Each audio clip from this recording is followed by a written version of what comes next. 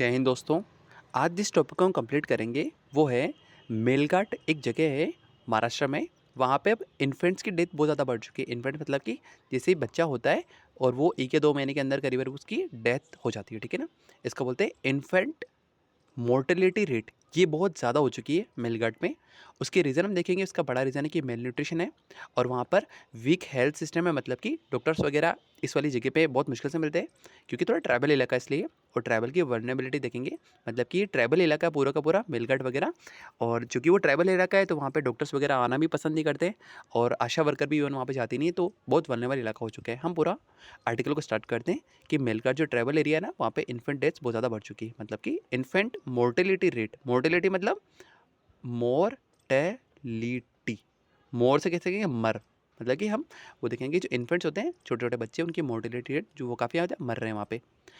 हम यहाँ पे से कंटेक्स्ट देखते हैं, यहाँ पे बैकग्राउंड समझते हैं। मेलघाट क्या है, एक ट्राइबल इलाका है और ये महाराष्ट्र में। प्रॉब्लम क्या है, बेबीज़ और मदर्स उनकी यहाँ पे डेथ बहुत ज़्यादा हो रही है। क्यों डेथ हो रही है? क्योंकि वहाँ पे मेल न्यूट्रिशन बहुत ज़्यादा है। खाने को ही नहीं है वहाँ पे, ठीक है ना, जिससे कि उनको इतनी पौष्टिक मिले डिलीवरी के टाइम पे। देखो, अगर वो पूरी लाइफ पर अगर कोई लेडीज़ वगैरह नहीं खा रही ना अच्छा खाना वगैरह, जैसे कि घी वगैरह नहीं खा रही या फिर न्यूट्रिशियस फूड नहीं खा रहा, तो चल जाएगा एक बार के लिए। लेकिन अगर डिलीवरी में, तो भले वो कितना भी गरीब हो लेकिन वो तो खिलाएगा खिलाएगा। अपनी फैमिली डिलीवरी वाली मदर को अच्छा खाना खिलाने की कोशिश करती, लेकिन वो डिलीवरी के समय पे भी वहाँ उनको मेल न्यूट्रिशन है यहाँ पे। तो बच्चा ही वीक पैदा होगा और बच्चा वीक पैदा होगा और माँ भी मेल न्यूट्रिशन है, तो दोनों की डेथ होना यहाँ पे कंफर्म हो जाती। वीक हेल्थ केयर है, चलो ठीक है, थोड़ा बहुत न्यूट्रिशन दे भी दिया, लेकिन डॉक्टर साहब ही नहीं है, नर्सी वगैरह नहीं, आशा वर्कर कुछ भी नहीं है वहाँ, तो सब हालत ख़राब है। तो अभी रिसेंट डाटा क्या आया जुलाई 2025 का कि 65 इन्फेंट्स वगैरह जो 0 से लेकर 6 महीने तक होते हैं, उनकी काफ़ी डेथ हो गई है सिर्फ 1 महीने के अंदर। और 200 से ज़्यादा बच्चे ऐसे हैं जो कि मेल न्यूट्रिशन है यहाँ पे, ठीक है। मतलब एक गाँव जहाँ बच्चे को प्रॉपर फूड नहीं मिल पा रहा है, प्रॉपर मेडिसिन नहीं मिल पा रही है, तो वहाँ पे डेथ तो बढ़ेगी, दिखती बात है, डेथ बढ़ रही है इसलिए यहाँ पे। हम रीज़न देखते हैं कि जो मेलघाट है, चूँकि ट्राइबल इलाका है, वहाँ पे मदर और बच्चों की डेथ बहुत ज़्यादा है और इसका रीज़न क्या है, मेल न्यूट्रिशन सबसे बड़ा रीज़न है। अच्छा पौष्टिक खाना ही नहीं उनके पास में, ठीक है। ये सबसे बड़ा रीज़न है कि सेकंड क्या होगा, हेल्थ प्रॉब्लम, जैसे कि बच्चों को न्यूमोनिया हो जाता है, बच्चे को एनीमिया होता है या फिर सिकल सेल होती है। एनीमिया क्या होता है, एनीमिया को बोलते हैं खून की कमी होना, ऐसे बोलते हैं ना। लेकिन ये हम चूँकि यूपीएससी की तैयारी करें तो थोड़ा-सा बेटर कहेंगे। हम क्या कहते हैं, एनीमिया मतलब होता है जिसमें आरबीसीज़ और हीमोग्लोबिन कम हो जाते हैं। समझ में आ गया? ठीक है। तो सिकल सेल क्या होते हैं? सिकल सेल में क्या होता है ना, आरबीसी राउंड बॉडीज़ होती है। मतलब कि राउंड होती है ना, लेकिन ये राउंड ना होकर के आरबीसीज़ कुछ इस तरह की बन जाती है सिकल के। सिकल मतलब होता है ना, दाँतली, हमारे यहाँ दाँतली बोलते हैं, वो कुछ इस तरह बनता है ना, आपने देखा होगा। चूँकि वो खेतों में ले जाते हैं ना फसलें काटने के लिए, इस कुछ इस तरह का शेप बन जाता है आरबीसी का, गोल नहीं रहती, वो इस तरह बन जाती। तो मतलब एक तरह का ये जेनेटिक ब्लड डिसऑर्डर होता है। ठीक है? तो इससे दिक्कत रहती है पूरे शरीर में। अगर आरबीसी इस तरह से बनेंगे तो ब्लड की कमी हो जाएगी, तो लास्ट में डेथ हो जाती है बच्चों की। मतलब हेल्थ इश्यू वहाँ पे, मेलन्यूट्रिशन है, अंडरवेट मदर है। भई माँ ही कुपोषण है तो बच्चे भी कुपोषण ही होंगे, सीधी बात है। और डिलेड ट्रीटमेंट है, क्यों? रोड खराब है, हॉस्पिटल बहुत दूर है, हर चीज़ की परेशानी है यहाँ पे, इंफ्रास्ट्रक्चर नहीं है, तो हॉस्पिटल तक जाना ही पॉसिबल नहीं है। और अगर हॉस्पिटल चले भी गए तो वहाँ पे वीक हेल्थ सिस्टम, मतलब कि डॉक्टर और नर्स वगैरह इतनी प्रॉपर नहीं जितनी की रिक्वायर्ड है। बेबी को निमोनिया हो गया ना, तो नियरेस्ट डॉक्टर पे 20 किलोमीटर दूर है। तो यहाँ तक लेके जाते हैं, जब तक ट्रीटमेंट लेट होगा तो बच्चा तब तक मर जाएगा।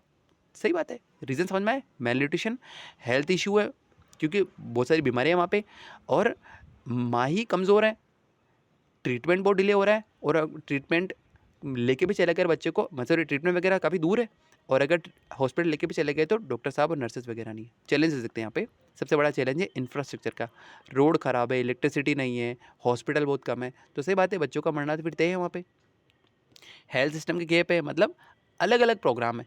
न्यूट्रिशन के लिए अलग प्रोग्राम है कि गवर्नमेंट कहती है कि बच्चा और कि बच्चे को अगर जैसे माँ डिलीवरी होती है तब उसको वहाँ पे कुछ पेमेंट दिया, 1000-2000 रुपये मिलते हैं, वो वाली अलग पॉलिसी चल रही है, ठीक है ना।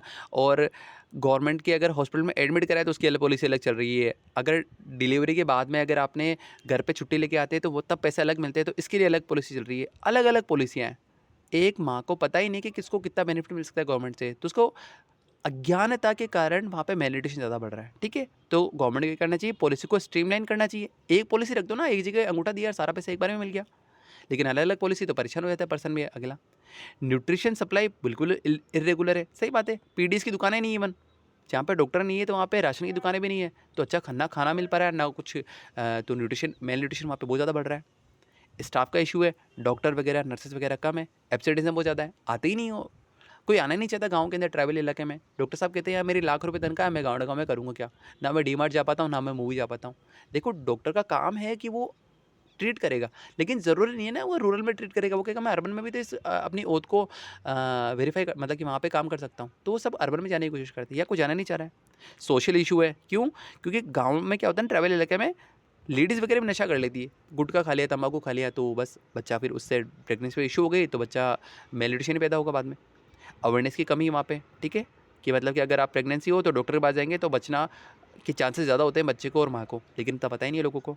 एग्जाम्पल, अगर फूड सप्लाई इरेगुलर है तो बच्चों का न्यूट्रिशन मिलना मुश्किल हो जाएगा, तो प्रोग्राम का फ़ायदा बिल्कुल नहीं होगा। सही बात है, 17 प्रोग्राम अलग अलग तरीके।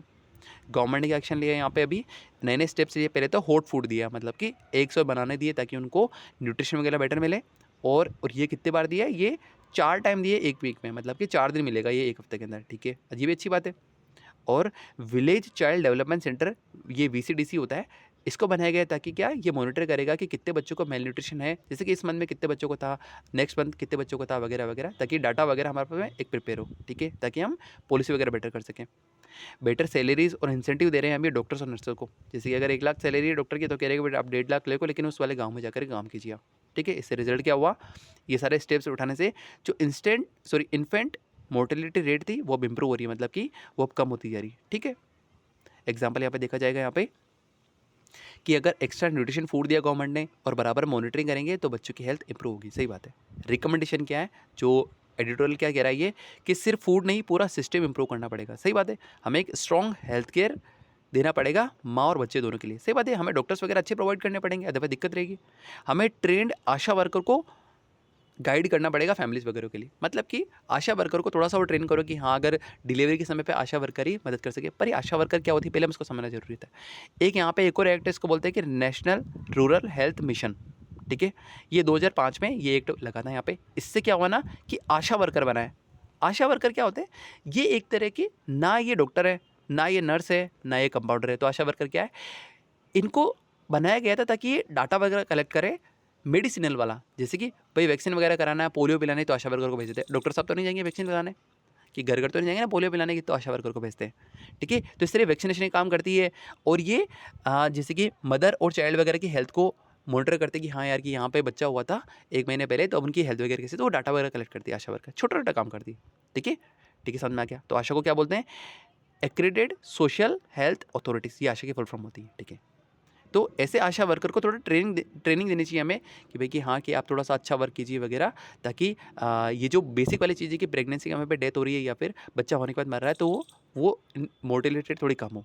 और क्या बताया गया, इंटीग्रेटेड प्रोग्राम लाओ, मतलब कि अलग अलग पॉलिसी मत रखो, एक पॉलिसी रखो जिसमें डिसीज़, जिसमें कि मेडिसिन वगैरह भी मिल जाए डिसीज़ होने पे, और मेल न्यूट्रिशन को भी फाइट कर सकें, ठीक है।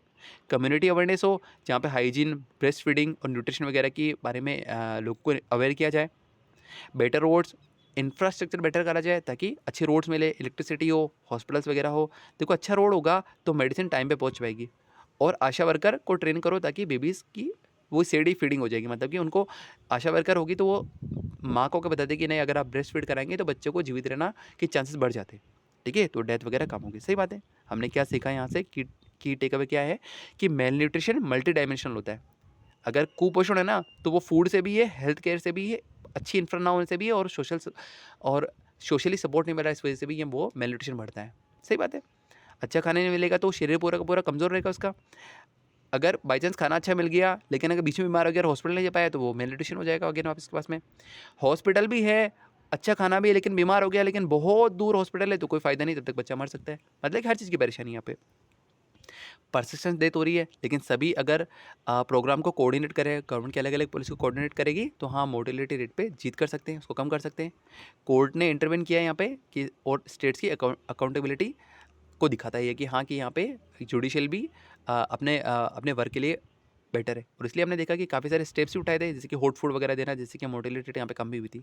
समरी देखेंगे तो मेलगार्ड के बेबी सब काफ़ी वहाँ पे मोर्टेलिटी काफ़ी ज़्यादा हो चुकी है, वो काफ़ी मर रहे हैं क्योंकि न्यूट्रिशन, हेल्थ केयर, इंफ्रा सब कुछ वीक है।